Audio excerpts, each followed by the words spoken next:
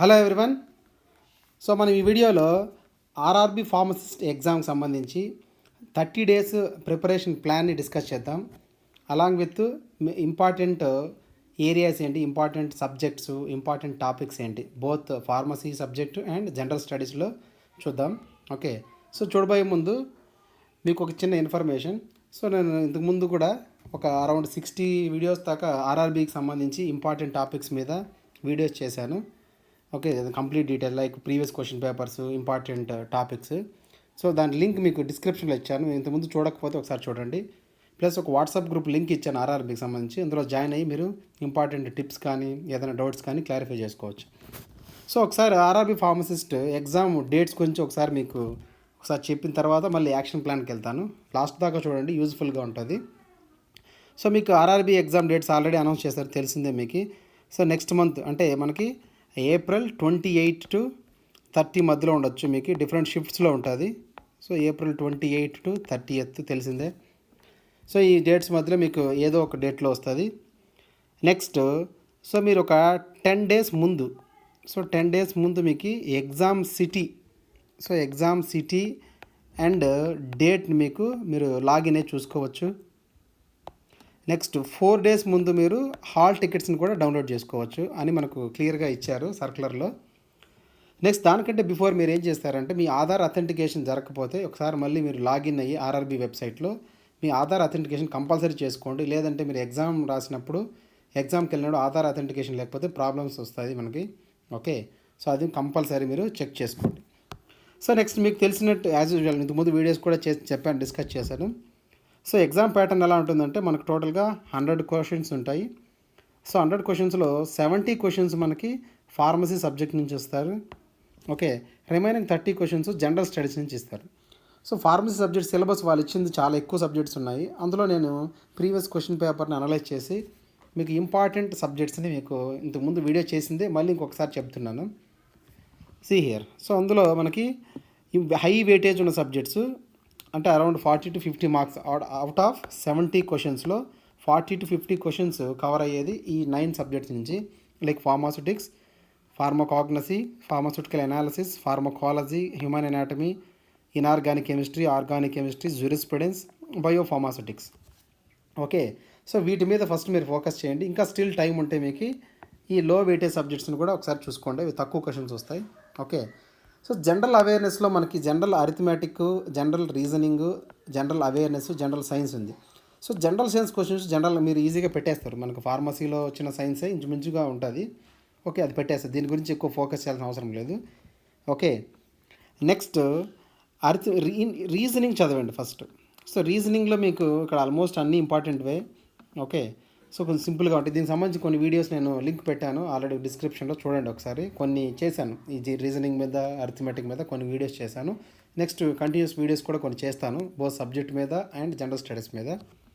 So first మీరు general intelligence and reasoning first చదవండి. Okay, దాని తర్వాత అరిథమెటిక్ చదవండి, జనరల్ అరిథమెటిక్.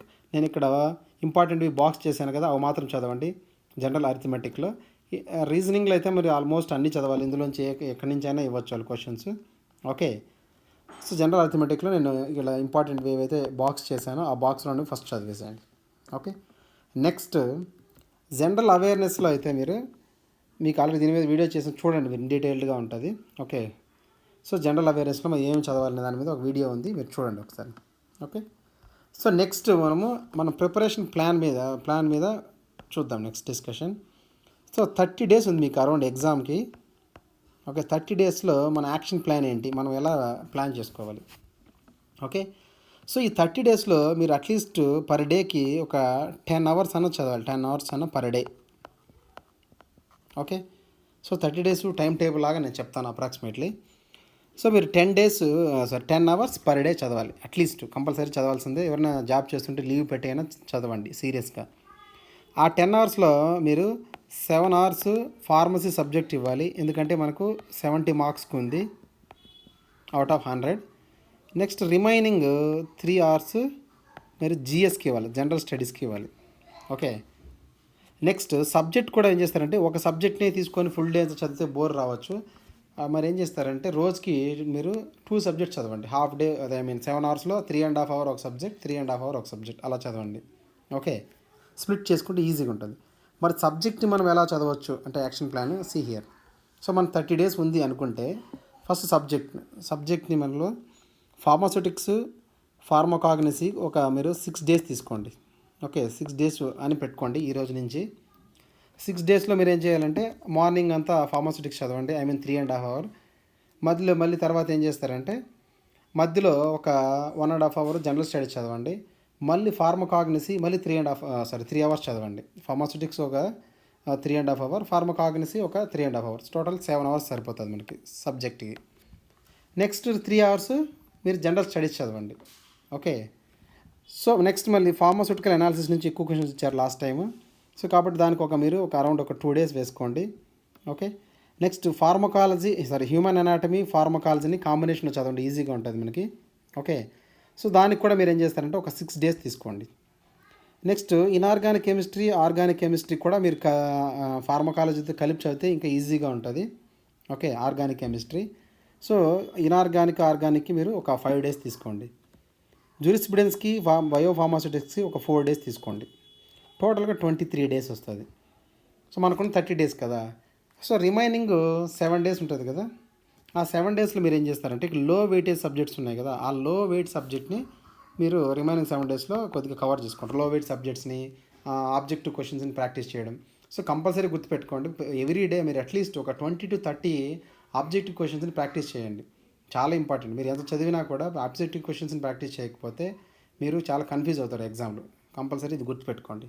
ఓకే, ఎవ్రీడే మీరు ఒక సబ్జెక్ట్ చదివిన తర్వాత ఆ సబ్జెక్ట్ రిలవెంట్గా ఉండే ఆబ్జెక్టివ్ క్వశ్చన్స్ని మీరు కొన్ని ప్రాక్టీస్ చేయాల్సింది. అప్పుడే మనం ఎక్కడ తప్పు చేస్తున్నాం అనే విషయం క్లారిటీగా మీకు తెలుస్తుంది. Okay, so 23 days high weight సబ్జెక్ట్స్కి, 7 డేస్ లో వెయిట్ సబ్జెక్ట్స్కి సరిపోతుంది. టోటల్ 30 డేస్ సరిపోతాయి. నెక్స్ట్ జనరల్ అవేర్నెస్ కూడా మీరు ఏం చేస్తారంటే స్ప్లిట్ చేసుకోండి. ఓకే, మీకున్న ఎవ్రీడే 3 అవర్స్ జనరల్ అవేర్నెస్కి ఉంది కదా, జనరల్ స్టడీస్కి. అందులో ఫస్ట్ మీరు జనరల్ రీజనింగ్ చదవండి.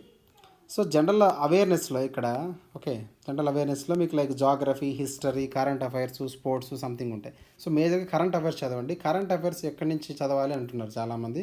మనం అరౌండ్ ఫస్ట్ 1 ఇయర్ చదవాలి. అంటే మీ ఎగ్జామ్ ఏప్రిల్లో కాబట్టి లాస్ట్ ఇయర్ మీరు ఏప్రిల్ నుంచి ఈ ఇయర్ మార్చ్ వరకు మీరు చదవాలి. అంటే 1 ఇయర్ చదవాలి జనరల్గా. టైం లేదనుకుంటే ఈ లాస్ట్ 6 మంత్స్ చదవండి. లాస్ట్ 6 మంత్స్ అంటే ఈ లాస్ట్ ఇయర్ అక్టోబర్ నుంచి చదవండి. అక్టోబర్, నవంబర్, డిసెంబర్, ఈ ఇయర్ జనవరి, ఫిబ్రవరి, మార్చ్ ఫస్ట్ చదివేయండి. టైం ఉంటే మీరు ఏం చేస్తారంటే మళ్ళీ లాస్ట్ ఇయర్లో ఉన్న రిమైనింగ్ 6 మంత్స్ చదవండి. ఓవరాల్గా మీరు లాస్ట్ ఇయర్ ఏప్రిల్ నుంచి ఈ ఇయర్ మార్చ్ వరకు అయితే చదవాల్సింది 1 ఇయర్. అప్పుడే కవర్ అవుతాయి. Okay, current affairs.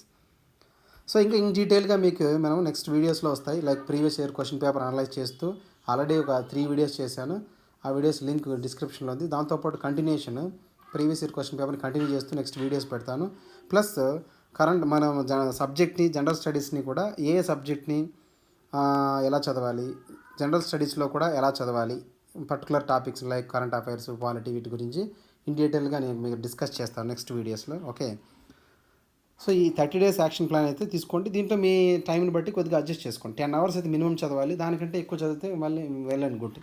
Okay, so I hope మీకు ఈ వీడియో హెల్ప్ అయింది అనుకుంటున్నాను.